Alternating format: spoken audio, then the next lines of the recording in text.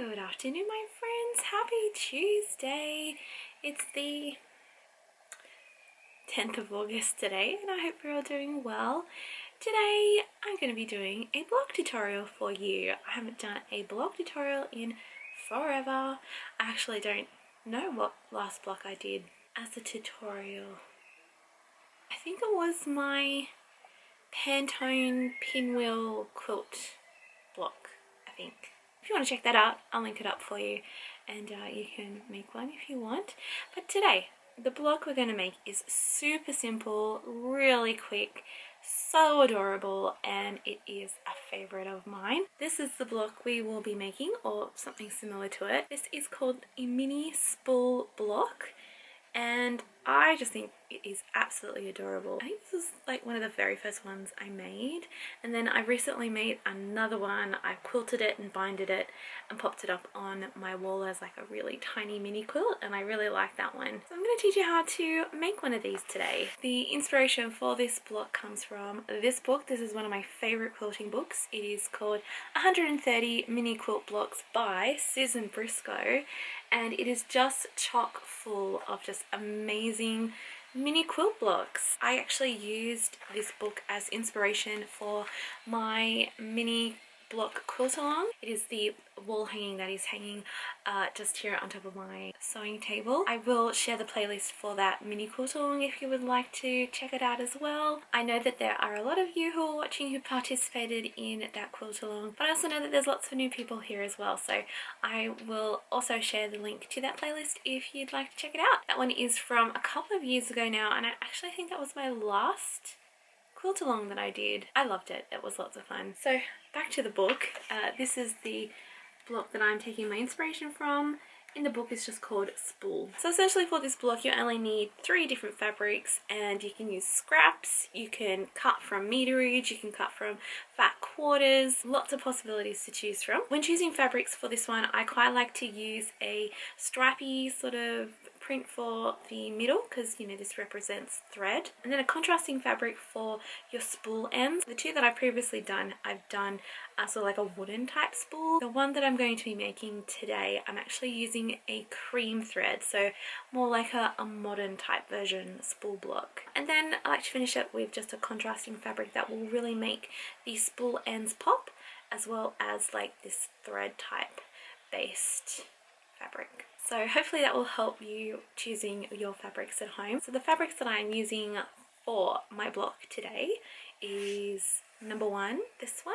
Don't worry, all of the measurements will be down in the description box if you'd like to make it. So this first piece is a 3.5 inch square. Then for the 2 spool ends, I've cut 2 5.5 inch by 1.5 inch rectangles. And then our third fabric, which is like our contrasting fabric, I've got these pieces here. So we cut 2 3.5 inch by 1.5 inch rectangles, and then we cut 4 I keep dropping them. And then we cut 4 itty bitty 1.5 inch squares. So now that we have all of our lovely tiny little pieces cut, let's piece them all together to make our lovely spool block. So we're going to start with our center pieces.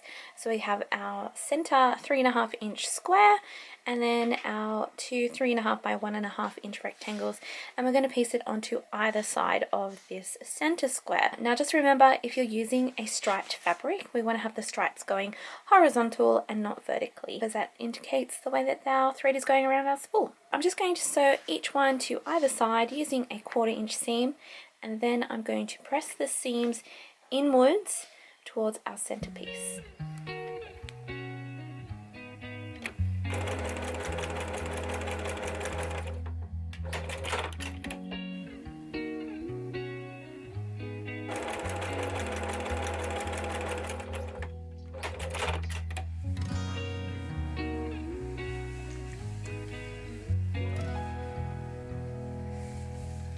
Okay, centerpiece all done, and if I turn it over, both of our seams are pressed into the center. I'm going to put this section to the side and we're going to grab these bits now. So these pieces again are for the top and bottom of the spool, and then these squares are going to go on either side to make the shape of the spool. So what we're going to do is we're going to grab a ruler and a pencil, and we're going to mark a diagonal line along each of the squares ready to sew up.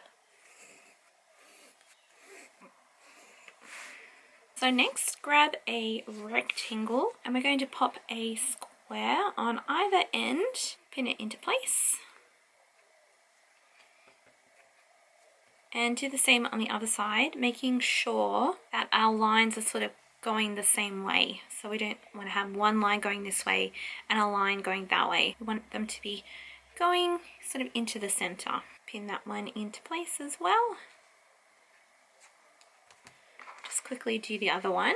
Just make sure these squares go on top of the rectangle piece nicely and all of the corners and edges all match up. Pin this one into place as well, making sure that again our lines are going into the center. So when we get these to the sewing machine, what we're going to do is we're actually going to sew a line on top of the pencil line on all 4 sides.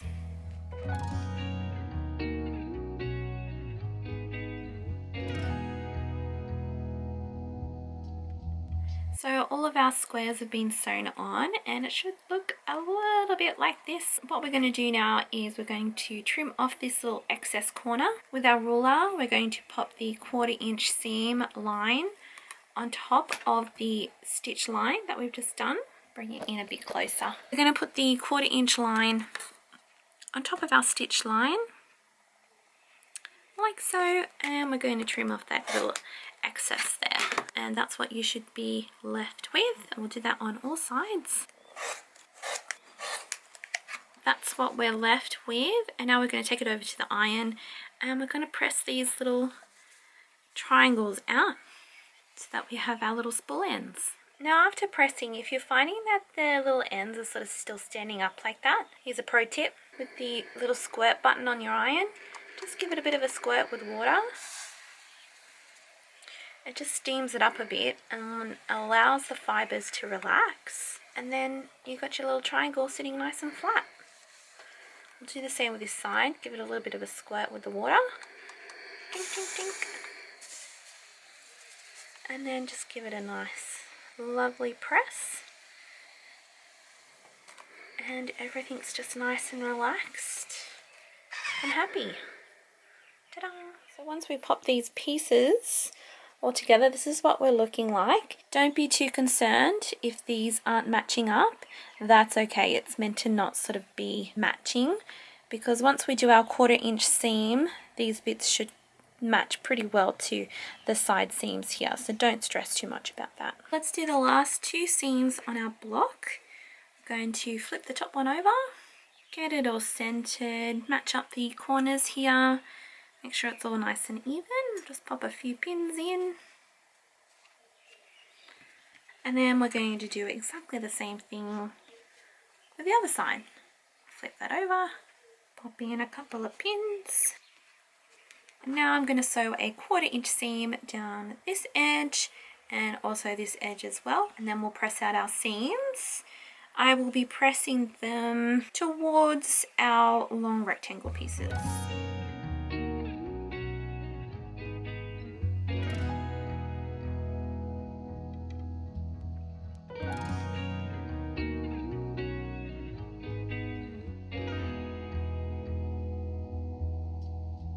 Okay, so here's our block all pressed and lovely. We're now just going to trim it up to a 5-inch square, just using a set square ruler. Don't worry too much if it's not perfect. We do this just to neaten up the edges and make it all nice and even. One side done, and we'll do the next side. I'm just making sure that the block just fits in the 5-inch markings on the ruler, and anything that doesn't gets cut. And there she is. Beautiful, gorgeous 5-inch mini spool block. And there we have it, my friends.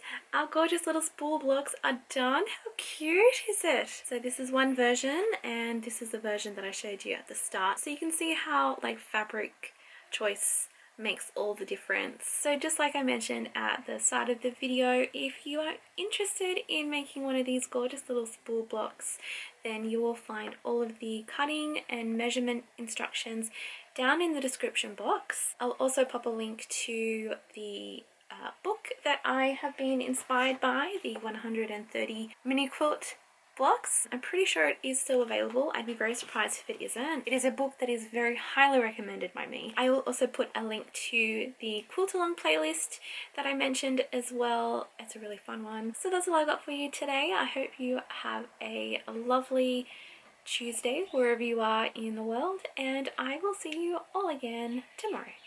Bye bye.